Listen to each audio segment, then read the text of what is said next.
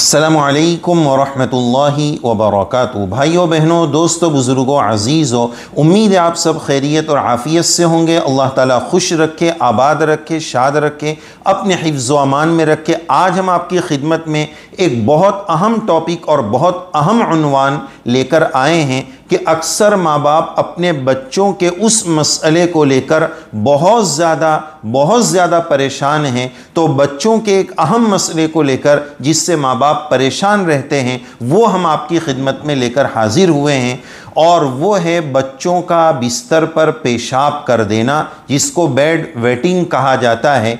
इस ताल्लुक़ से हम आज आपकी खिदमत में ऐसा क्यों होता है उसके 3 सबब बताएंगे और 7 टिप्स, 7 हिदायत बताएंगे, और उसके बाद 3 नुस्खे बताएंगे, और उसके बाद 3 वजीफ़े आपकी खिदमत में पेश करेंगे। तो ये टोटल बातों का, हमारे इस वीडियो की टोटल तमाम बातों का खुलासा हमने आपकी खिदमत में पेश किया है। सबसे पहली बात तो ये याद रखना चाहिए कि 2 साल की उम्र तक अगर बच्चा दिन में या रात में पेशाब कर दे और कपड़े में कर दे, पैम्पर में कर दे, डायपर में कर दे, तो ये कोई बड़ी बात या कोई बड़ा मसला नहीं है, इसमें कोई प्रॉब्लम वाली बात नहीं है। फिर बच्चा 2 साल से जब बड़ा हो जाता है, अपने हाथ से खाना पीना शुरू कर देता है, तो ऐसी सूरत में इस उम्र में दिन में तो बच्चा माँ बाप को बता देता है और पेशाब के लिए उसको ले जाया जाता है, लेकिन रात में अक्सर उसका पेशाब निकल जाता है, यूरिन पास हो जाता है। लेकिन जब बच्चा 5 साल की उम्र का हो जाए तो फिर माहिरीन बताते हैं 5 साल की उम्र के बाद अगर बच्चा बिस्तर में पेशाब कर दे तो फिर ये तशवीश की बात है, फिक्र की बात है। और ऐसी सूरत में अगर हफ्ते में 1 वीक में 2 मरतबा अगर वो बिस्तर में पेशाब कर दे तो फिर ये सोचने वाली बात है।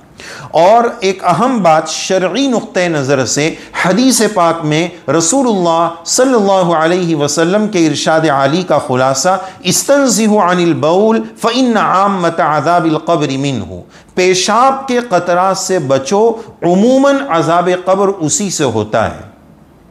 तो अब बहुत सारे घरों में देखा जाता है बच्चों के पेशाब को वो अहमियत नहीं दी जाती कि बच्चे ने किया है, और ये समझा जाता है कि बच्चे का पेशाब पाक है। ऐसा नहीं है, बच्चे का हो या बड़े का हो, पेशाब पेशाब है, वो नापाक ही है। लिहाजा उसकी नापाकी को समझना है।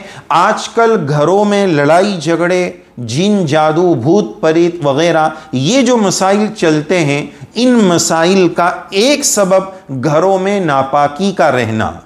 यानी 4-5 बच्चे हैं, सब छोटी छोटी उम्र के, तो जो बिस्तर होता है ना, अल्लाह माफ़ करें, ऐसा लगता है कि ये कॉकटेल बहुत सारा इसमें जमा है, बहुत सारे बच्चों के फ्लेवर इसमें जमा हो गए होंगे, महीनों हो जाते, उसकी सफाई का एहतमाम नहीं होता है। तो देखो, गंदगी के साथ, नापाकी के साथ, जैसे इस्तिंजा खाने में हम जाते हैं तो दुआ पढ़ते हैं मिनल खुबूसी वल खबाइस, के नापाकी की जगह खबीसों की जगह है, तो हमने वो बिस्तर की जगह को खबासत की जगह बना लिया। लिहाजा पूरी सफाई का हम एहतमाम करें, पूरी तहारत का एहतमाम करें, और माएँ बहनें इसमें बिल्कुल सुस्ती ना करें कि चलो बच्चे को डायपर बांध दिया है तो 10-10 घंटे, 12-12 घंटे उसमें पूरा ख़जाना जमा होने देते, पूरे घर में बदबू फैल रही है। चलो वो बदबू का मसला तो है ही, उसके साथ साथ हमारा वो बच्चा खुबूस और खबासतों और नजासतों को ले लेकर घूम रहा है, और माँ फ़ोन में लगी हुई है, बच्चे की साफ सफाई का, तहारत का उसको कोई एहतमाम नहीं। ये चीज़ बच्चे को भी नुकसान पहुंचाएगी, घर में भी नहुसत और बेबरकती का ज़रिया बनेगी। लिहाजा इसका ख़ास ख्याल रखें। अब आइए हम अपनी बात को इस पर शुरू करते हैं कि हमने कहा था कि 5 साल की उम्र पर, माहिरीन ने यह भी कहा है कि यह प्रॉब्लम 5 साल की उम्र पर अगर ऊपर हो जाए तो फिर इसको बीमारी समझना चाहिए। और माहिरीन ये भी बताते हैं कि 12 साल की उम्र तक आते आते ये प्रॉब्लम ख़त्म हो जाता है। 99% बच्चे इस बीमारी से 12 साल की उम्र के बाद निकल आते हैं। तो आइए सबसे पहले हम आपकी खिदमत में वो 3 सबब बताना चाहते हैं कि ऐसा उमूमन होता क्यों है। नंबर 1, माहिरीन ये लिखते हैं कि ये मौरूसी यानी ख़ानदानी, यानी जेनेटिक है, माँ बाप में, ख़ानदान में किसी को ये प्रॉब्लम होता है तो फिर ये मसला बच्चों में भी आ जाता है। नंबर 2, ब्लीडर, मसाने की कमज़ोरी, इसकी वजह से भी बच्चा 5 साल का भी हो गया लेकिन अभी तक उसके मसाने की और ब्लीडर की वो ग्रोथ नहीं हो पाई, इसकी वजह से बच्चा बिस्तर में यूरिन पास कर देता है, पेशाब कर देता है। तीसरी वजह बाज़ माहिरीन ने यह भी लिखी है कि जो बच्चा बहुत परेशान, फ्रस्ट्रेट रहता है, टेंशन में रहता है, जिसके बहुत सारे असबाब और एक अहम सबब माँ बाप का झगड़ा, जॉइंट फैमिली का झगड़ा, घरेलू झगड़ों से जो बच्चे डिस्टर्ब हो जाते हैं वो बिस्तर में पेशाब करने के आदी हो जाते हैं। ये तो 3 मेन सबब आपको बताएं, और भी सबब हो सकते हैं। आइए नंबर 2 बात, वो 7 हिदायत कि जिसकी वजह से हम ऐसे बच्चों का ख्याल रखेंगे। जिन 7 बातों का हमें ऐसे बच्चों के लिए ख्याल रखने की ज़रूरत है। नंबर 1, अगर बच्चा 5 साल की उम्र के बाद इस तरह के प्रॉब्लम का शिकार है तो उसको नॉर्मल न लें, डॉक्टर, हकीम, जो भी आपका मुआलिज है उससे चेकअप कराएं कि ये प्रॉब्लम क्यों है, इसका इलाज क्या है। सही माहिर डॉक्टर से उसका इलाज और चेकअप करा ले। नंबर 2, दूसरी बात ऐसे बच्चों के लिए एहतियाती ये है कि दिन भर में एक हमारा कोटा खाने का होता है और एक पीने का होता है। ऐसे बच्चे जो पेशाब करने के आदी हो जाते हैं, बीमारी है, तो दिन भर स्कूल, मदरसा, ट्यूशन, वो थोड़ा बहुत खा लिया, रास्ते में नाश्ता कर लिया, अब वो अपने पानी का कोटा रात में शुरू करते हैं, तो जिसकी वजह से मगरिब के बाद से लेकर 7-8 बजे के बाद से लेकर वो रात सोने तक इतना पानी पीते हैं, दूध पीते हैं, लिक्विड फॉर्म इतना ले लेते हैं कि वो बिस्तर में पेशाब करने लग जाते हैं। तो ऐसी सूरत में एहतियाती तदबीर यह है कि पानी का कोटा ऐसे बच्चों का दिन में पूरा कराया जाए, मगरिब के बाद या इशा के करीब करीब उनका लिक्विड फॉर्म बंद कर दिया जाए ताकि इससे नजात मिल सके। ये माँ बाप के लिए बसा औकात बहुत बड़ा मसला बन जाता है। तीसरी बात कि उन ऐसे बच्चों को सोने से पहले मुकम्मल तौर पर पेशाब कराएं, और माहिरीन कहते हैं कि 2 मरतबा कराएं, 1 मरतबा नहीं। 1 मरतबा तो जब तैयारी कर रहे हैं सोने की कि चलो बेटा पेशाब कर लो, फारिग हो जाओ, यूरिन पास कर लो, छोटा बच्चा है सूसू कर लो, जो भी बोलते हैं, तो अब उसके बाद वो तैयार हो गया, उसको पाक साफ कर लिया।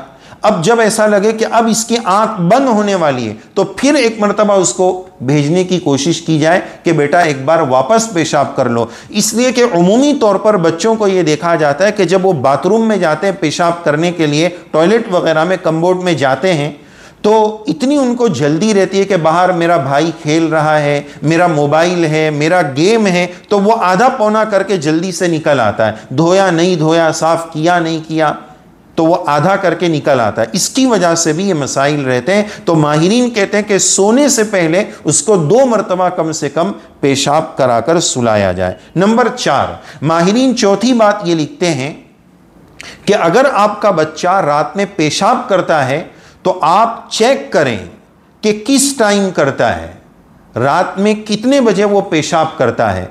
अंदाज़ा अगर आपका यह है कि 1-1:30 बजे के बीच में करता है तो आप उसको 1 बजे से पहले, चूँकि सुबह में सफाई करना इतना बड़ा काम, बहुत सारे काम हो जाते हैं, काम बहुत बढ़ जाता है, तो उससे बेहतर ये कि आप रात में इसको चेक कर लें कि उमूमी तौर पर मेरा बच्चा कितने बजे पेशाब करता है। उससे पहले का अलार्म रख कर बच्चे को उठाकर पेशाब करा लिया जाए।